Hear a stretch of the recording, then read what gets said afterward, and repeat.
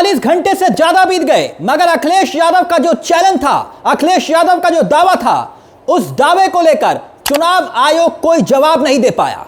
ऐसे में सवाल यह कि क्या अखिलेश यादव ने जो दावा किया, अपने दावे से मुख्य चुनाव आयुक्त ज्ञानेश कुमार के झूठ की पूरी पोल खोल दी क्या?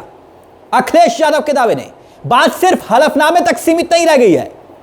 अखिलेश यादव ने तो बता दिया कि उन्होंने पहले ही हलफनामा दिया था, मगर पहले इस वीडियो को देखिए जिसे अखिलेश यादव ने एक बार फिर से बकायदा अपने ट्विटर हैंडल से ट्वीट किया था। यह वीडियो पुराना जरूर है दोस्तों, मगर आप समझ गए होंगे कि आखिरकार यह वीडियो क्यों अखिलेश यादव ने शेयर किया था। यह अखिलेश यादव ने जब वीडियो शेयर किया था, एक लड़का अलग अलग मतदान केंद्र में जाकर 8 बार वोट डालता है और वो सारे वोट भारतीय जनता पार्टी को जाते हैं, जो वीडियो में साफ साफ दिखाई दे रहा है। मगर अब याद कीजिए चुनाव आयोग की प्रेस कॉन्फ्रेंस, जिसमें मुख्य चुनाव आयुक्त ज्ञानेश कुमार ने साफ साफ शब्दों में यह दावा किया था कि एक आदमी सिर्फ एक बार ही वोट डाल सकता है। मगर तब जब चुनाव आयोग की तरफ से यह बयान सामने आया तो विपक्ष ने इसे तुरंत लपक लिया, इसे पकड़ लिया। फिर क्या था, समाजवादी पार्टी के मुखिया अखिलेश यादव ने वोट चोरी के आरोप के बीच यह वीडियो शेयर कर दिया अपने ट्विटर हैंडल, जिसे एक्स कहा जाता है। एक्स पर बकायदा चुनाव आयोग से सवाल भी पूछ लिया। सपा के प्रमुख ने लिखा कि चुनाव आयोग को चुनौती देता भाजपा का यह वीडियो चुनावी धांधली करने वालों ने दिया। यह एक जीता जागता एफिडेविट है। सीईसी इसका जवाब तो दे दो आप।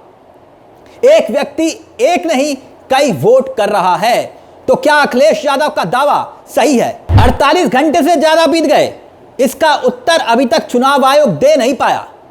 सुन लीजिए चुनाव आयोग का दावा और अखिलेश यादव ने जो वीडियो ट्वीट किया है वो एक बार फिर से देखिए। जब कोई वोटर वोट करने जाता है और वो बटन दबाता है तो एक ही बार दबा सकता है। ये है नंबर दूसरा, तीसरा नंबर विवेक का है, तीसरा तीसरा तीसरा, ये है चौथा नंबर, पांचवा है, पांचवा 5 वोट डाल चुका हूँ, छठवां लेके जा रहा हूँ, छठा, सातवां,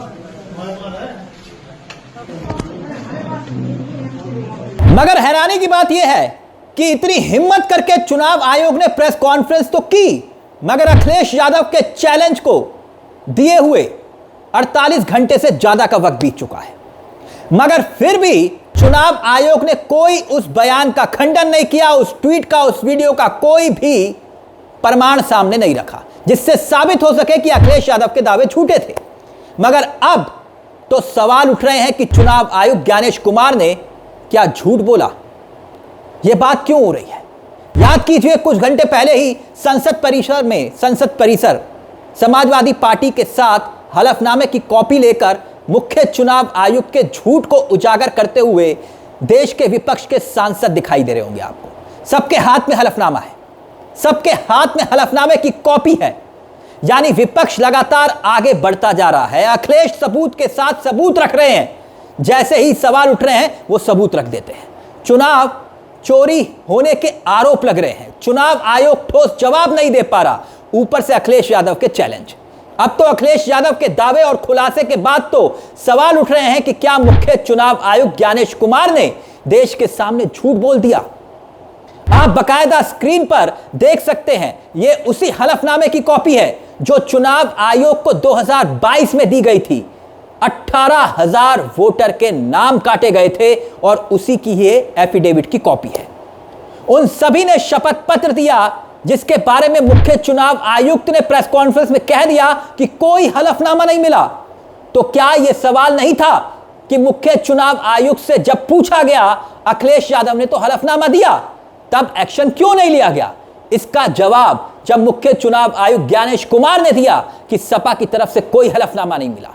लेकिन अब तो अखिलेश यादव के इस चैलेंज के बाद भी 40 घंटे से ज्यादा बीत गए, 48 घंटे से ज्यादा बीत गए, मगर हुआ क्या?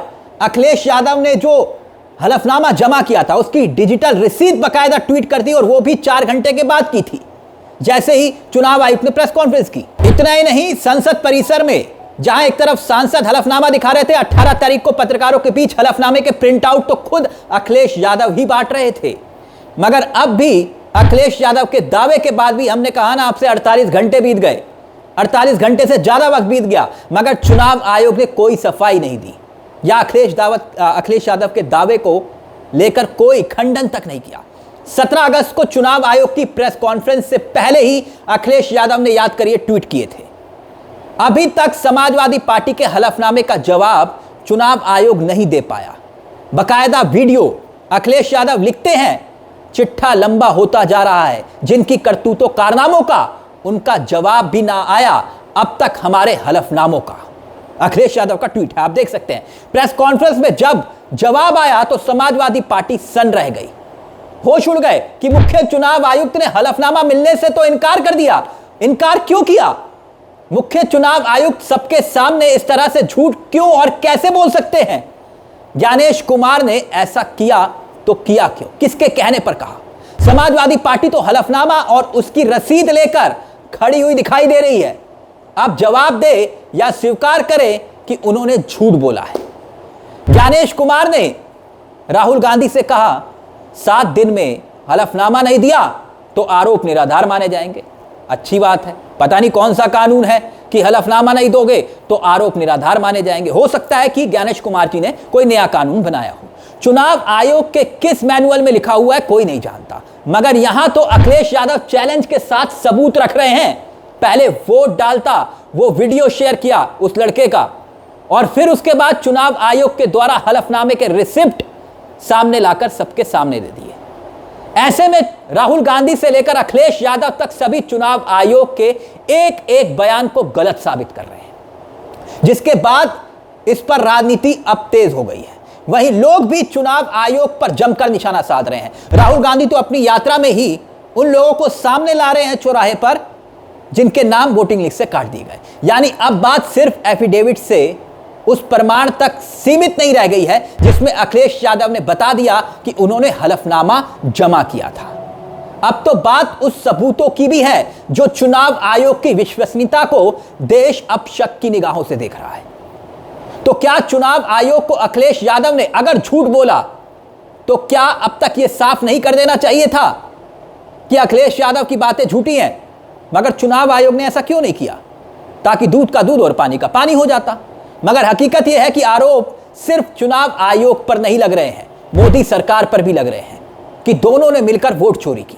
चुनाव आयोग की निष्पक्षता को अब सवालों के कटघरे में लाकर खड़ा कर दिया गया है। नियम कानून में बदलाव किए गए तो क्यों किए गए?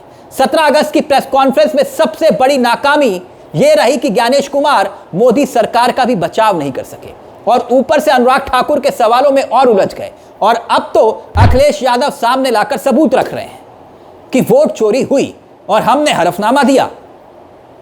अब बताइए, यह स्थिति है तो क्या आपको लगता है दोस्तों कि अखिलेश यादव अगर दावा कर रहे हैं 48 घंटे से ज्यादा का वक्त बीत गया तो अब तक तो चुनाव आयोग को इस मुद्दे पर सफाई दे देनी चाहिए थी?